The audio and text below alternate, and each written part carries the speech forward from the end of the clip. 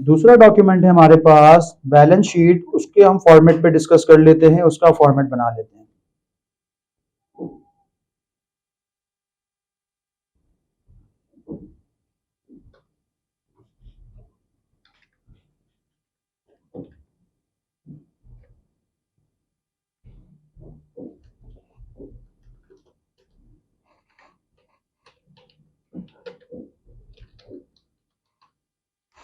Heading आ जाएगी सबसे पहले आपके पास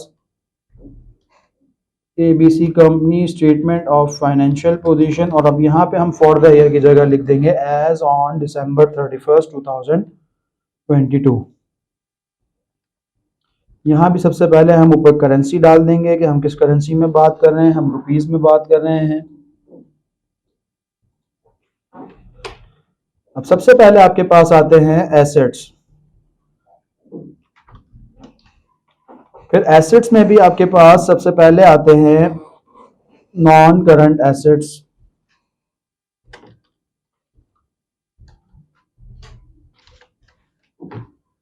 नॉन करंट एसेट में सबसे पहले आपके पास आ जाएंगे, लेट सपोज हम कोई भी नॉन करंट एसेट ले लेते हैं, प्लांट,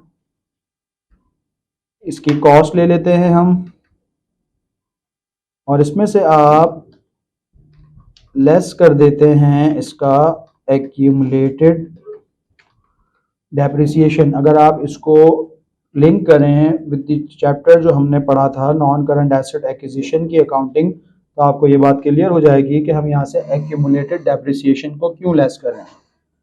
कॉस्ट में से जब आपके पास एक्यूमुलेटेड डेप्रिसिएशन लेस हो जाता है तो आपके पास आ जाती है इस एसेट की बुक वैल्यू।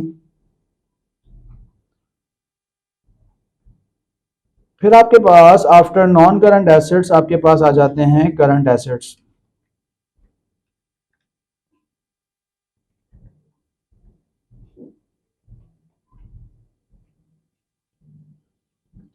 करंट एसेट्स में सबसे पहले आपके पास आ जाती हैं, अगर आपके पास कोई प्री पेमेंट्स हैं तो आप वो ले लेते हैं, प्री पेमेंट्स। फिर आपके पास आ जाते हैं इन्वेंट्री, फिर आपके पास आ जाते हैं अकाउंट्स रिसीवेबल, और देन आपके पास आ जाते हैं कैश एंड बैंक। ये आपके पास जितने भी करंट एसेट्स हैं आपने उनको यहाँ लिख दिया, इनका आप टोटल कर लेते हैं। तो ये आपके पास बन जाता है करंट एसेट्स का टोटल, यहाँ आप साइड पे लिख देते हैं करंट एसेट्स का टोटल। फिर आप करंट और नॉन करंट एसेट का टोटल करते हैं, करंट और नॉन करंट एसेट का आप टोटल करते हैं तो आपके पास आ जाती है टोटल एसेट्स की वैल्यू।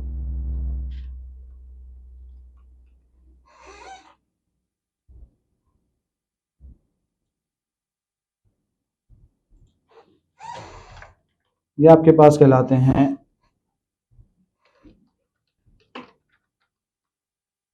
Total assets. दूसरी तरफ आपके पास आ जाते हैं कैपिटल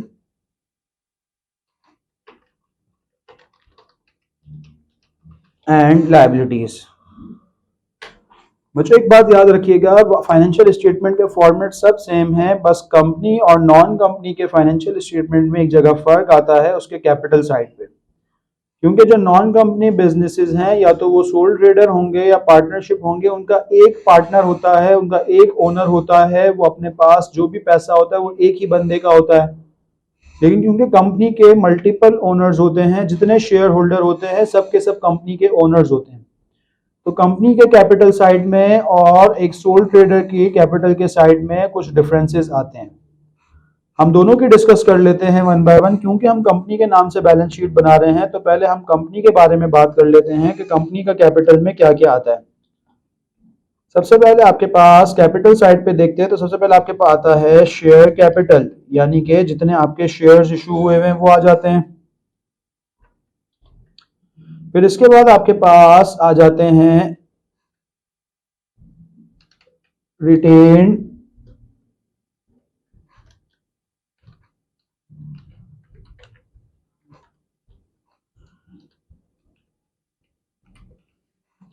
सो ये रिटेन अर्निंग्स क्या होती हैं, ये आप आगे जाके डीप में पढ़ेंगे, बट अभी के लिए समझने के लिए इसको अगर आप नाम पे गौर करें, अर्निंग्स का मतलब होता है कमाना, रिटेन का मतलब होता है रोकना। ये ऐसी कमाई है, कंपनी की ऐसी अर्निंग्स हैं जो कंपनी ने रोक ली। देखिए नॉर्मली जब कंपनीज पैसे कमाती हैं, प्रॉफिट्स अर्न करती हैं, तो उसमें से वो कुछ पोर्शन, कुछ हिस्सा शेयर होल्डर्स में डिस्ट्रीब्यूट कर देती हैं, ओनर्स में डिस्ट्रीब्यूट कर देती हैं डिविडेंड की सूरत में, और कुछ हिस्सा अपने पास रिटेन कर लेती हैं, रोक लेती हैं, और वो with the passage of time जैसे जैसे वो प्रॉफिट्स कमाती हैं और रिटेन करती हैं, उनकी रिटेन अर्निंग्स बढ़ती रहती है। लेट सपोज इनके पास, कंपनी के पास शुरू में ओपनिंग रिटेन अर्निंग्स थी, ये इसमें ये ऐड कर देते हैं इस साल का प्रॉफिट, जितना इन्होंने इस साल प्रॉफिट अर्न किया।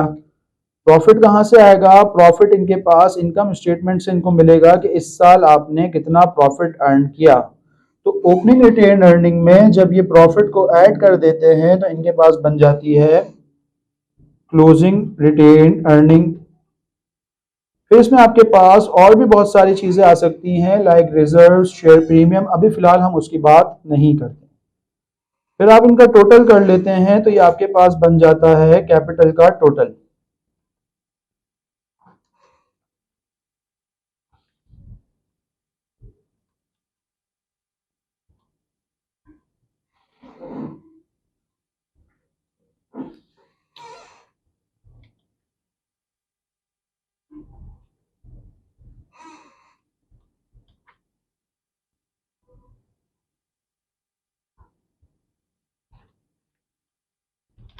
ये आपके पास बन जाता है टोटल कैपिटल।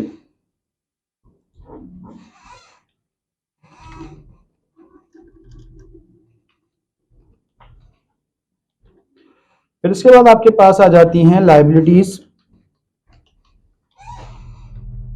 लाइबिलिटीज में भी आपके पास पहले आ जाती हैं non current liabilities. Non current liabilities आपके पास कौन सी लाइबिलिटीज होती हैं? वो लाइबिलिटीज जो आपके पास एक साल से ज्यादा अरसे के बाद आपको पे करनी हो, लाइक आपके पास लॉन्ग टर्म लोन, आपने कोई लंबे अरसे के लिए कर्जा लिया हुआ है, ये आ जाता है आपके पास। फिर इसके बाद आपके पास आ जाती हैं करंट लाइबिलिटीज। करंट लाइबिलिटीज से मुराद वो लाइबिलिटीज जो आपको एक साल के अंदर अंदर सेट ऑफ करनी है, पे करनी है। इसमें आपके पास आ जाती हैं दो तीन, हम यहाँ पे नाम लेते हैं, like salaries payable, accounts payable,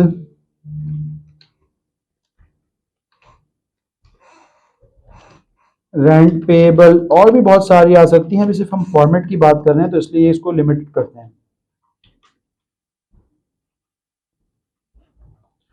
फिर इन सब का आप टोटल कर लेते हैं तो आपके पास ये करंट लायबिलिटी का टोटल बन जाता है।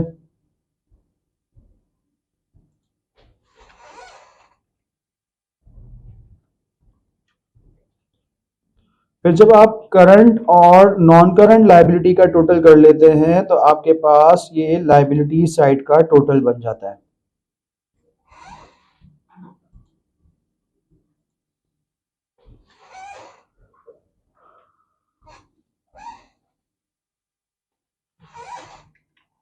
ये कहलाती हैं आपके पास टोटल लायबिलिटीज। फिर जब आप कैपिटल और लायबिलिटीज दोनों का टोटल कर लेते हैं तो ये आपके पास टोटल बन जाता है, और उस टोटल का एसेट्स के टोटल के साथ बराबर होना जरूरी है, जब भी आपकी बैलेंस शीट बैलेंस होती है।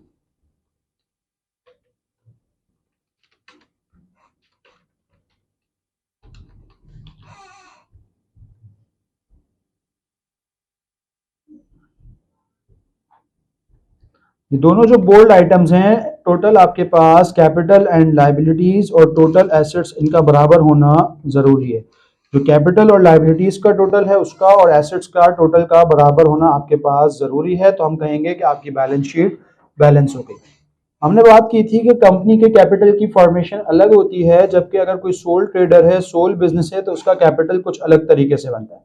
अगर आप सोल ट्रेडर की बैलेंस शीट बना रहे हो तो उसका आपको कैपिटल अकाउंट बनाना हो, सोल ट्रेडर्स का आपको कैपिटल अकाउंट बनाना हो तो वो कुछ इस तरह से बनता है हमारे पास। आप करते क्या हैं, ओपनिंग कैपिटल होता है आपके पास के साल के शुरू में कितना कैपिटल था बिजनेस में आपका,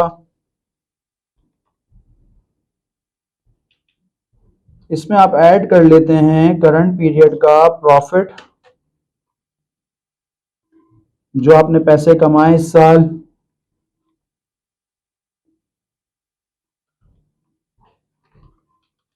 और लेस कर देते हैं इसमें से आप ड्राइंग्स जो पैसे इस साल आप निकाल के बिजनेस से घर ले गए। जब इन तीनों को प्लस माइनस करते हैं तो आपके पास जो आंसर आता है वो कहलाता है क्लोजिंग कैपिटल। ये आपके पास फर्क है बस कंपनी के और सोल ट्रेडर के कैपिटल के अकाउंट में। तो ये जो दो मेजर डॉक्यूमेंट होते हैं किसी भी बिजनेस के फाइनेंशियल स्टेटमेंट के, हमने बच्चों उनके फॉर्मेट्स डिस्कस कर लिए हैं। आपके पास इनकम स्टेटमेंट का फॉर्मेट भी आ गया, बैलेंस शीट का फॉर्मेट भी आ गया। अंडरस्टैंडिंग पर्पस के लिए आई होप आपको क्लियर हो गया होगा। बाकी जो तीन डॉक्यूमेंट्स हमारे पास फाइनेंशियल स्टेटमेंट में बनते हैं, statement of changes in equity, cash flow statements और नोट्स टू द अकाउंट्स, ये हम पढ़ते हैं नेक्स्ट लेवल में जाके। लेकिन इसकी अंडरस्टैंडिंग के लिए मैं आपको बता दूं, नाम से जैसे आपको पता चल रहा है statement of changes in equity, equity means capital. पूरे साल में आपकी बिजनेस के कैपिटल स्ट्रक्चर में जो चेंजेस आई, साल के शुरू में कितना था, साल के दौरान आपने फर्दर कैपिटल इन्वेस्ट किया नहीं किया, पैसे विड्रॉ किए, तो क्लोजिंग आपके पास कितना बचा, इसमें आप ये बताते हैं।